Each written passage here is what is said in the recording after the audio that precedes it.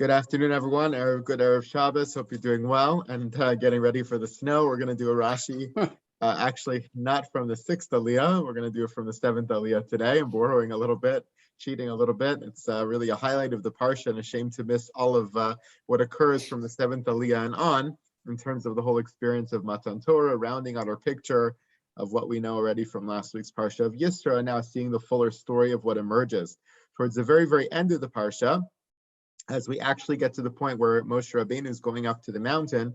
And by the way, this is one of the classic cases of in Muktam Umuchar B'Torah, the debate between the Mefarshim about whether the Torah is in chronological order or not. So Rashi, of course, here in this whole section at the end of Parshas Mishpatim, says these instructions to Moshe to go up the mountain and to come to God, and Moshe alone goes up. All of this occurred before the Aseret HaDibros. This is like a retrospect, okay? So we had the highlights, the big effects.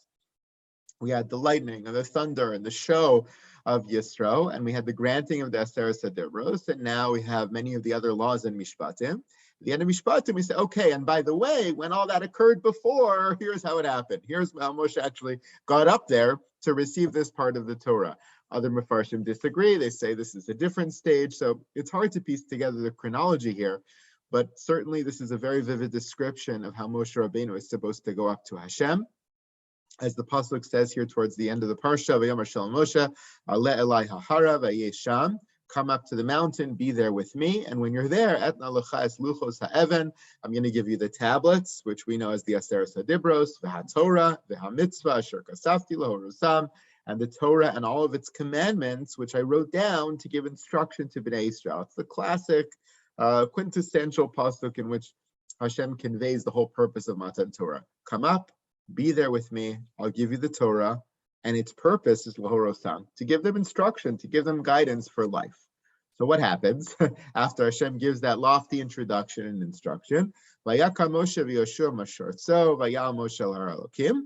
Yoshua and Moshe get up, and Moshe goes up to this mountain, and he tells the Zakanim and everybody else, okay, you're not allowed up. Shvu lanu bazeh, sit over here. Nashuv alechem, we'll come back to you. And Aaron v'Chur should be there, etc. All these different descriptions of where everybody could go to. In the end of the day, vayal Moshe el ahar v'yechasen as-ahar. Moshe alone goes up. Everyone else waits at their tier of the mountain where they're supposed to stop. Bnei Israel at the utmost periphery, and then subsequent to that, other pieces of this group that's traveling with Moshe Rabbeinu. And Moshe alone goes up to the mountain. The mountain is covered over with the cloud, and God's presence dwells upon the mountain, and there's a description of the interaction between Hashem and Moshe, etc.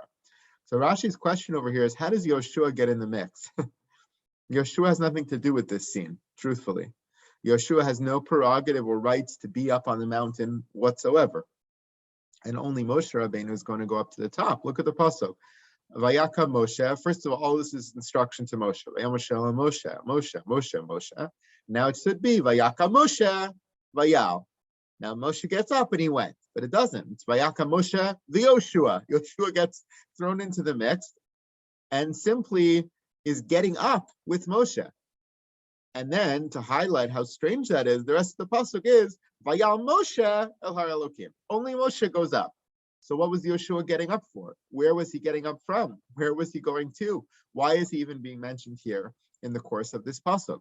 After all, look at the beginning of this whole section earlier in the Aliyah, where there's further instructions about who is allowed to go up at least part of the way to the mountain. In Yisro, the people are warned over and over and over, don't go up on the mountain, don't touch the mountain, don't come close to the mountain. Higbalta, we're supposed to create a boundary, a periphery. The people are not allowed anywhere near the mountain. Now we learn that certain people are allowed up part of the way with Moshe. Ve'al Moshe amar alel Hashem, ata ve'aron nadav ve'avihu ve'shivim ziknei Yisrael v'shtachavisa meiracho. You, Aaron, Nadav and Avihu, meaning the Kohanim of the time, and the 70 elders, the Sanhedrin of the time, you can all come up onto the mountain. You don't have to wait where Bnei Israel is waiting, but all of you as a group can only be Ishtachavise Merachot. You can bow down from afar. You can't come close. You can be on the mountain, but you can't come close on the mountain. And then, Nigash Moshe levado el Hashem. Only Moshe will be able to approach Hashem. So over here, Yoshua is not even mentioned in the other groups. He's not mentioned with the Kohanim, the Shivim Zekanim. He has no part in any of what's transpiring over here, and certainly has no place in this pasuk, which is simply a description of how Moshe alone was going up the mountain. So according to the sequence of things, Yoshua would have been left behind. Moshe and the others would have gone past the border of the mountain. They would have gone up part of the way. They would have bowed down. They would have let Moshe go the rest of the way on his own. Yoshua has no part in this. Why is Yoshua being mentioned over here? So Rashi says, I have no idea what's going on. Lo yadati ma tivo shel Yoshua lakan. I have no idea why Yoshua is present in this pasuk. He's as surprised as we are. The Omer Ani. So he's going to take a stab at it. Shaya hatalmid melav es harav ad makom hagbalas techume hahar. It must be that Yehoshua, the student of Moshe, the Talmud of the Rav, the student of the Rebbe, was accompanying him on his journey as far as he could go. Where would that be to? Just till the boundary of the mountain. Yehoshua was like one of the nation. He couldn't go further. He couldn't even go as far as Aaron and Nadav and Avihu and the Zekanim or any of the people mentioned here at the beginning of this Aliyah. It's simply mentioned over here in order to tell us this halacha, this musar, this story of how Yoshua, as a Talmud of Moshe, accompanied him as far as he could go. It really has no place here in this part of the story, except for the fact that this is the prime moment when Moshe is singled out as the teacher of Torah, Moshe Rabbeinu. Moshe alone is going up to the mountain, and so maybe in the context of this pasuk, at the moment when he's about to go up, we're reminded of the fact that Moshe is not just the Rav, not just the learner, not just the teacher of Torah to all of Klal Yisrael, but he's a one-on-one relationship with his prime Talmud, Yoshua.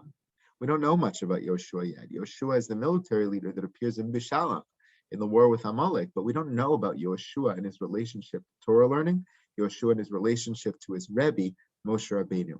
And so as Moshe is being singled out here as the prime learner of Torah going up to the mountain, as Moshe becomes the Talmud to Hashem, we learn that Moshe is not only Talmud to Hashem, but Rebbe to Yoshua. And the chain of the Mesorah begins. I think it's a very beautiful pasuk. We don't realize what Yoshua is doing here, but when you think about it, right, everything Rashi said over here is true. Talmud is being Malava the Rav. That could have been mentioned way, way earlier. Why is it being mentioned here? My additional twist to the Rashi is that it's being mentioned here because this is the point at which the Mesorah begins. The chain of tradition begins. And as Moshe goes up to become the Talmud, we also know that Moshe is the Rebbe and has a student already called Yoshua, and therefore the Torah won't be lost with Moshe, but will continue down the chain, down the line, until this very day. A beautiful glimpse and image of the Mesorah, the chain of tradition that would continue thousands of years beyond this particular moment in history. Have a great Shabbos, everyone, and we'll see you next week. Stay dry and warm. Thank you, Thanks, Rabbi. Rabbi. Thank you. Thank you. Thank you. Shabbos, everyone. Shabbos to you. Good Shabbos.